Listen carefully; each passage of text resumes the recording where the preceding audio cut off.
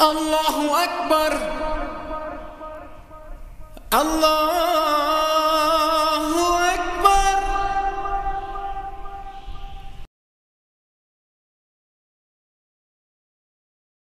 बिस्मिल्लाहिर्रहमानिर्रहीम, अल्हम्दुलिल्लाहि वकफ़ा वसलामुन अला इबादिहिल्लज़ीना इस्तफ़ा, अम्मा बाद। ज़कात के हवाले से हमने एक तफ़सीली मबाहिस आप हज़रात के सामने रखी, जिनमें से ज़कात की फ़र्ज़ियत और उसके बाद ज़कात के अमवाल और उनका निसाब और फिर उसके बाद ज़कात के मसारिफ़ का बयान क़दर तफ़सील से हम कर चुके हैं। अब ज़कात के बारे में जो उमूमी सवालात लोगों के जहन में पैदा होते हैं, उन उमूमी सवालात में से कुछ सवालात हमारे पास हैं। हम कोशिश करेंगे कि उन सवालात के जवाबात आसानी से आपको दे दें, ताकि जिन हज़रात के जो सवालात हैं वो अपने सवालात को इसमें से समझ लें और उसके मुताबिक ज़कात की अदायगी को यकीनी बनाएं। हमारे पास यहाँ पहला सवाल है कि ज़कात की अदायगी का तरीका क्या होना चाहिए।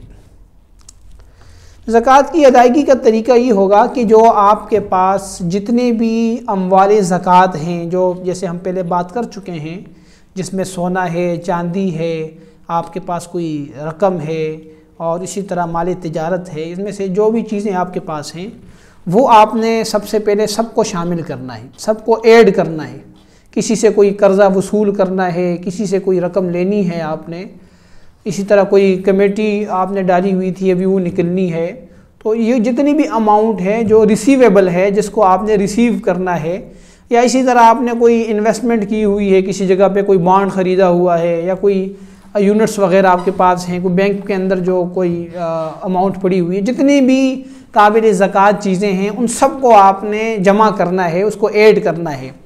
और उसके बाद आपने उसमें से उन रुकूम को माइनस करना है, मिन्हा करना है, जो आपने किसी की अदायगी करनी है। किसी का आपने कर्ज़ अदा करना है, कोई आपके ज़िम्मे वाजिबुल अदा कोई रकम है, कोई आपके ज़िम्मे बिजली का बिल है, कोई गैस का बिल है, कोई इस तरीके से जो चीज़ें लाजमी तौर पर आपने अदा करनी है उनको आपने माइनस करना है। जो काबिल ज़कात असासे हैं उन सब को जमा करना है और उसके बाद जो आपके ज़िम्मे अदायगियाँ हैं उनको माइनस करना है। उसके बाद जो आपके पास अमाउंट बचेगी, उस जितनी भी अमाउंट होगी उसको आपने 40 पे डिवाइड करना है, 40 पे तकसीम करना है। तो जब आप 40 पे तकसीम करेंगे तो उससे वो ज़कात की अमाउंट और मिकदार निकल आएगी जो आपने अदा करनी है। तो ये ज़कात की अदायगी का तरीका होगा।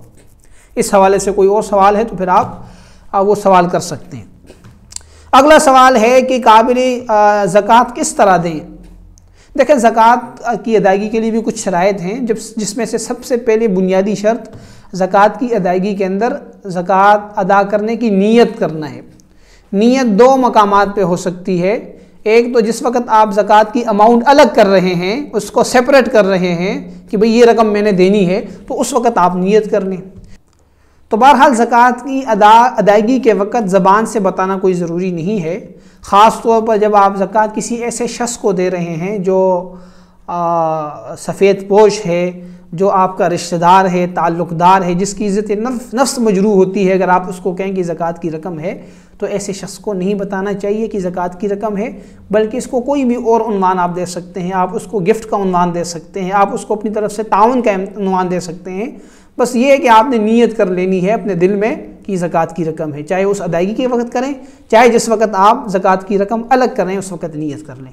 तो इस अंदाज से अगर हम ज़कात अदा करेंगे तो ज़कात अदा हो जाएगी। इसी तरह बाज़ औक़ात हमें ज़कात ख़ुद अदा नहीं करनी होती, बल्कि किसी के थ्रू अदा करते हैं। हम किसी को कह देते हैं कि मेरी रकम है, तो ये आप अदा कर दें, किसी मुस्तहिक़ को दे दें। तो उसका तरीका ये होगा कि जिस वक्त आप उसको रकम देंगे उस वक्त नीयत कर लें, या जिस वक्त आपने पैसे अलग किए थे उस वक्त आप नीयत कर चुके हैं। और इस तरीके से अगर हम करेंगे तो वो ज़कात अदा हो जाएगी।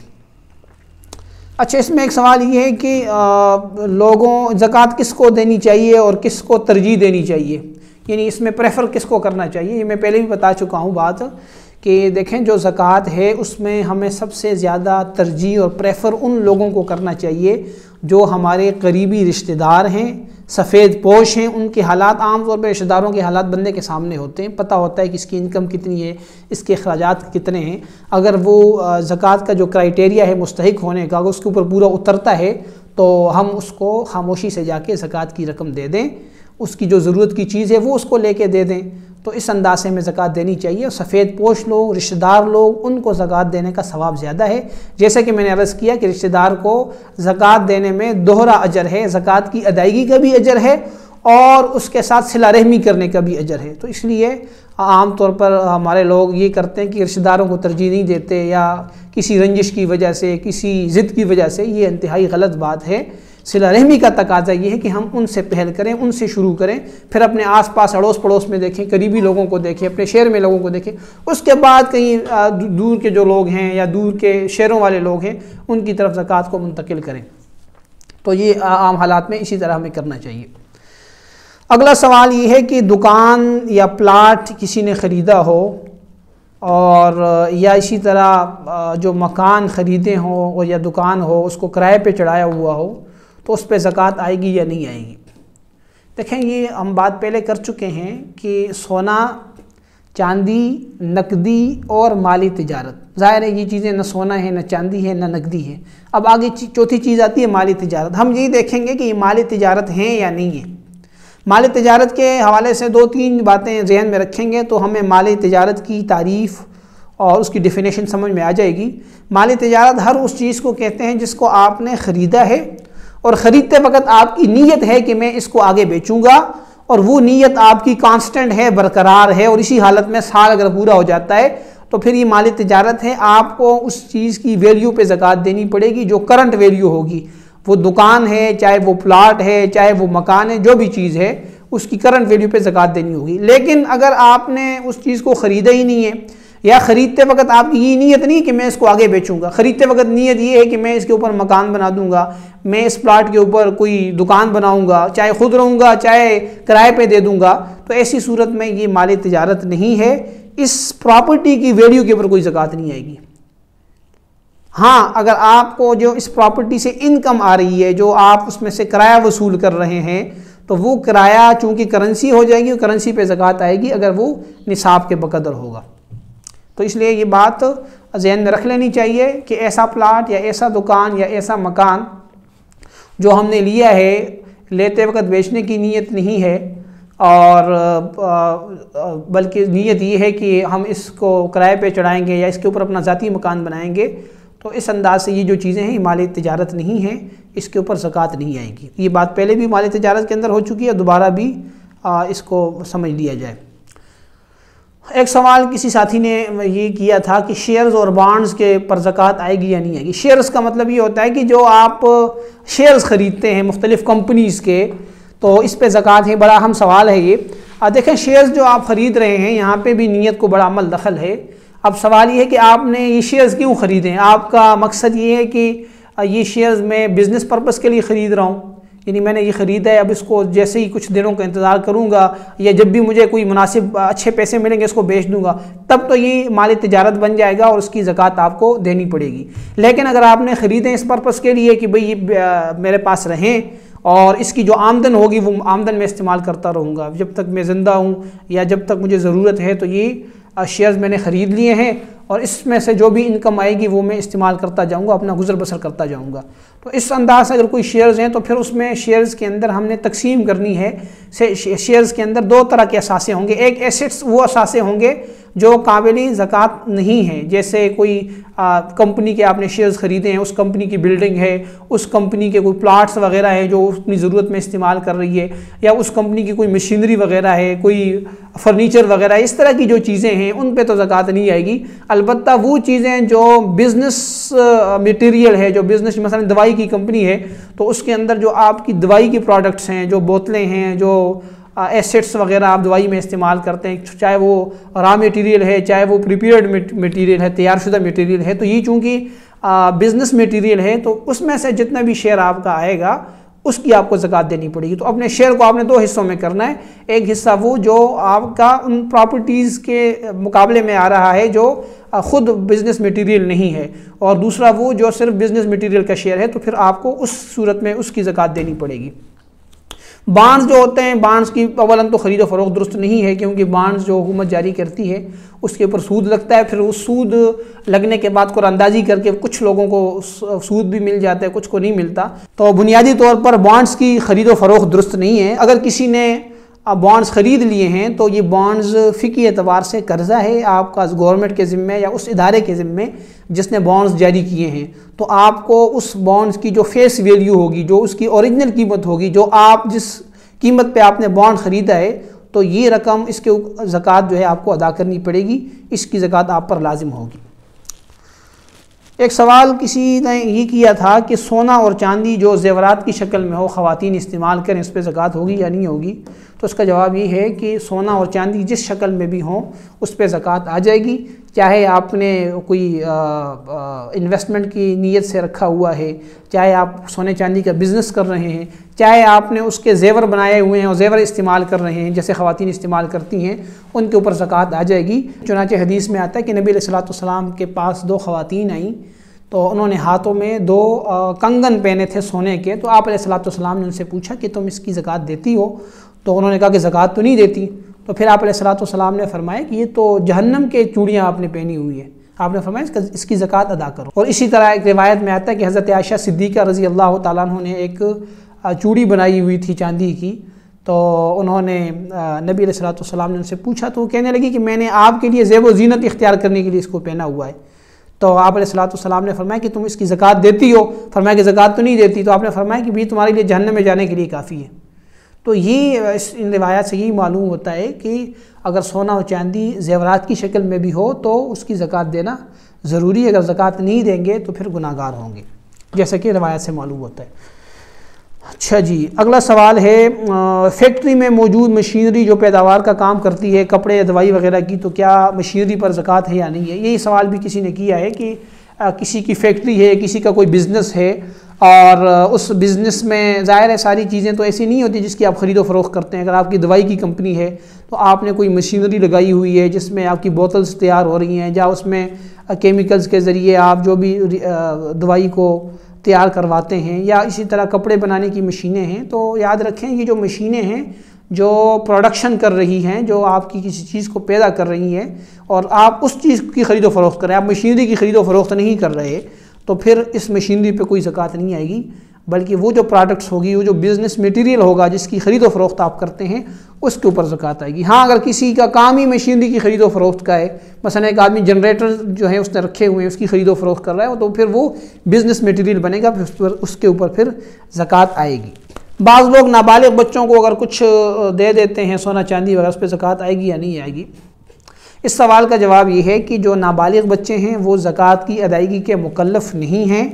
आम तौर पर लोग ज़कात से बचने के लिए अगर हीला करते हैं, वालिदैन कोई माँ वगैरह अपनी बेटी के नाम सोना कर देती है, उसको गिफ्ट कर देती है, तो अगर तो वो गिफ्ट करती है और सही रियल तरीके से गिफ्ट करती है, यानी वो उसको वाकई मालिक बनाना चाहती है, सिर्फ ज़कात से बचने का हीला नहीं करती, तो ऐसा करना दुरुस्त है।